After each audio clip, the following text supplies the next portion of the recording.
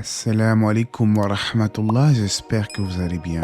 Il est fort probable que vous visionnez cette vidéo à partir de votre smartphone. En fait, aujourd'hui la question ne se pose même plus, le smartphone fait partie intégrante de notre quotidien. Téléphoner pour joindre nos proches, utiliser le GPS pour se guider, prendre une photo souvenir, tout cela a l'air très positif. Mais d'un autre côté, une utilisation abusive du smartphone peut vite devenir problématique. Le smartphone donne libre accès dès le plus jeune âge à Internet, et sur Internet, il n'y a pas que du bien.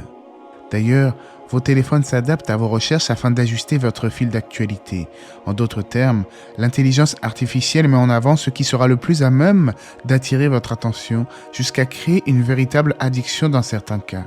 Dans cette vidéo, je vous propose d'analyser ce sujet ensemble afin de savoir si le smartphone est un bien ou au contraire un mal. On en parle tout de suite après la petite intro.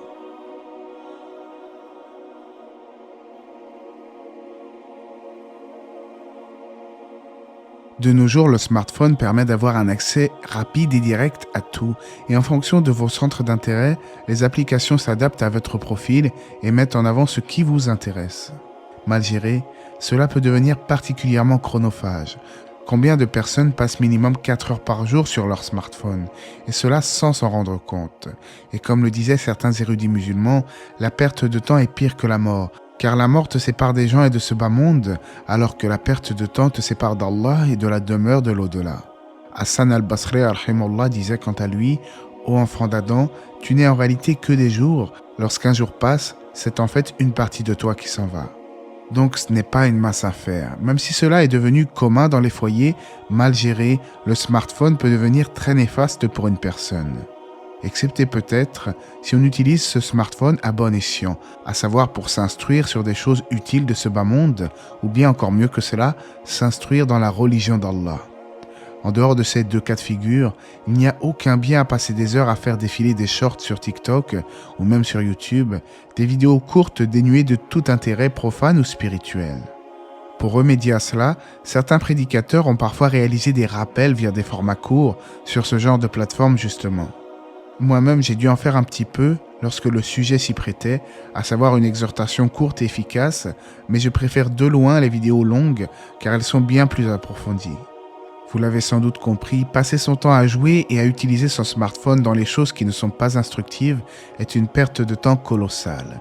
Le temps est le capital de l'homme et s'il le gaspille dans les distractions, il ne lui restera plus rien.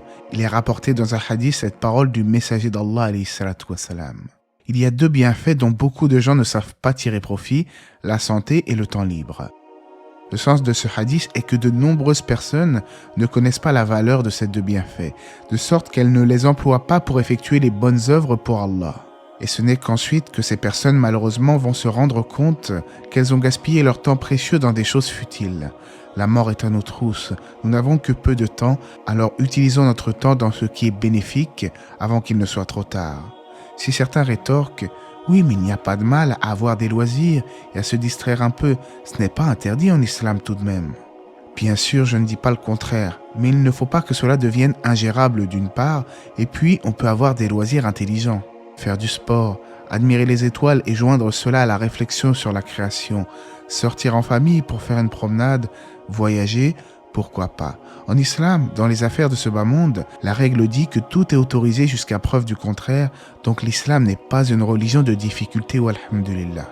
Mais concernant le téléphone, attention à ce que vous visionnez et à ne pas laisser Shaitan dérober vos précieuses minutes par l'intermédiaire d'applications inutiles ou de contenus sans queue ni tête. Le véritable croyant doit prendre conscience du fait que le temps passe très vite et qu'il est impossible après de faire machine arrière.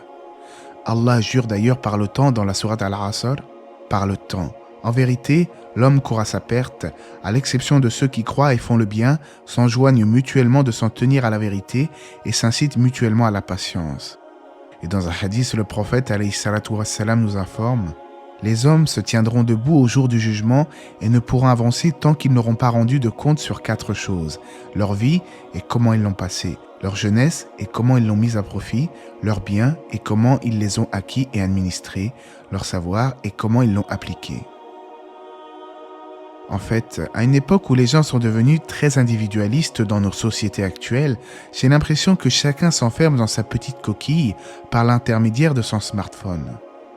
C'est une problématique dans le sens où cela coupe les gens du monde, ce qui fait en sorte que les gens se parlent de moins en moins, parfois même au sein de leur foyer. Dès le plus jeune âge, on entend des histoires de parents qui laissent leur bébé sur leur smartphone et ils grandissent ainsi. Ce n'est pas un discours rétrograde que j'essaie de transmettre, mais un vif avertissement. Dans toute chose, il y a un juste milieu et selon moi, le smartphone peut être bien géré s'il est utilisé dans ce qui est indispensable et très dangereux s'il n'y a aucune limite. Il faut savoir se fixer des règles. Quel que soit l'individu, son âge, son sexe, il faut prendre garde à rester mesuré et à gérer son téléphone comme un outil qu'on utilise. Et il ne faut pas que ce soit le téléphone qui nous utilise, qui nous contrôle. À tel point qu'on constate que des personnes sont angoissées lorsque leur téléphone n'a plus de batterie. Vivre, c'est aussi sortir de sa bulle, rencontrer des gens, aller à la mosquée et pas uniquement pour le Jumu'ah. Et Allah ne dit-il pas dans le Coran, dans le sens du verset, « Ô homme, nous vous avons créé d'un mâle et d'une femelle, et nous avons fait des nations et des tribus pour que vous vous entreconnaissiez. Le plus noble d'entre vous auprès d'Allah est le plus pieux. »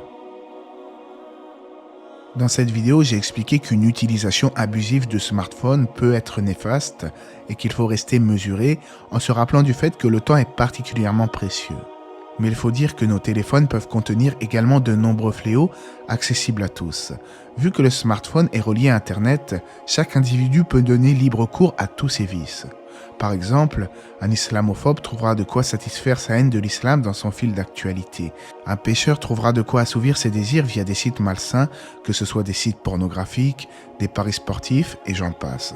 Lorsque la porte du mal est ouverte, il est bien plus difficile de la refermer. Mais il serait utopique de croire que les gens vont se débarrasser de leur smartphone, car aujourd'hui, comme je le disais, il fait partie intégrante du quotidien. Du coup, sans en aller jusque-là, le mieux est de prendre dès maintenant des bonnes habitudes, car si un serviteur d'Allah habitue son âme au bien, elle finira par s'y soumettre. Mais si une âme est habituée au mal, elle s'enlisera dans les ténèbres du vice et de la perversion. Le conseil que je pourrais donc donner aux gens qui sont soucieux de préserver leur temps libre dans le bien est d'avoir un objectif précis dans leur journée.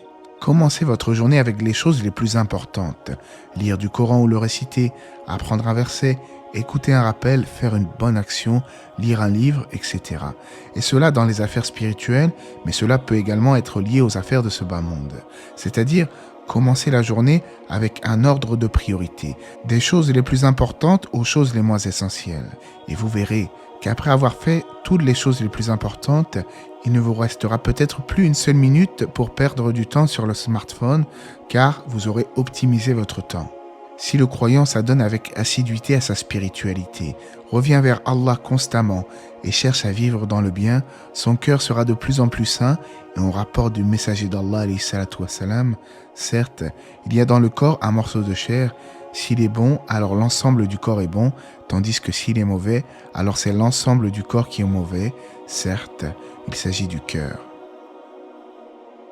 En dehors des points négatifs que j'ai cités, il peut y avoir un grand bien à travers le smartphone, si son utilisation est orientée vers les bonnes choses, comme le fait, par exemple, de pouvoir contacter sa famille, car nul n'ignore qu'en islam, la famille et de surcroît les liens de parenté sont d'une importance capitale. Également, il est plus facile de trouver la direction de la Qibla, les horaires de prière sont actualisés en temps réel, c'est bien plus pratique qu'un calendrier sur papier. Si on ajoute à cela des cours d'arabe, des chaînes de rappel islamiques, voire des sites internet qui rendent accessibles certaines notions de l'islam aux musulmans, comme aux non-musulmans, on peut dire alors que la technologie actuelle peut s'avérer très profitable si cela est utilisé consciencieusement. Mais attention à ouvrir les bonnes portes, car Internet c'est aussi un grand fourre-tout, il y a tout et son contraire. Des prédicateurs malhonnêtes qui mettent en avant leur avis personnel comme des vérités absolues et ils les imposent par-dessus le marché. D'autres qui citent des histoires abracadabrantesques sans aucune source dans le Coran et la Sunna. Et puis certains qui passent leur temps à dénigrer les autres, des débats futiles qui créent la confusion dans l'esprit des musulmans. Mais alhamdulillah, sur la chaîne, vous savez tout cela, qu'il faut respecter les avis des savants de l'islam, qu'il faut rester prudent lorsque l'on veut mettre en lumière un avis religieux et qu'il faut se baser sur la parole d'Allah et la sunna du prophète Mohammed, alayhi salatu wassalam. Et on rapporte du prophète qu'il a dit Je vous ai certes laissé sur une voie qui est claire, sa nuit est comme son jour, ne s'écarte de cette voie que celui qui est en perdition. En conclusion, nous avons vu dans cette vidéo que le smartphone, ce n'est pas blanc ou noir, ce n'est pas mauvais dans l'absolu ou bien dans l'absolu. Pour une personne, cela peut être un mal, mais pour une personne, cela peut être un bien. C'est du tout un chacun. Donc si vous utilisez votre portable à bon escient, dans le but d'augmenter votre foi ou d'apprendre des choses profitables dans la vie d'ici-bas, et que vous l'utilisez uniquement dans les choses intelligentes, alors alhamdulillah. Mais si votre téléphone est chronophage, vous prend tout votre temps dans des choses futiles, voire haram, alors là, il faut organiser un ordre de priorité et se faire un programme dans la journée afin d'optimiser au maximum notre temps libre. Car comme l'a dit le prophète alayhi salatu wassalam, il y a deux bienfaits dont les gens ne savent pas tirer profit, la santé et le temps libre. Et qu'Allah nous facilite à faire en sorte que notre temps libre soit utilisé à bon escient et que nous faisions le bien au quotidien.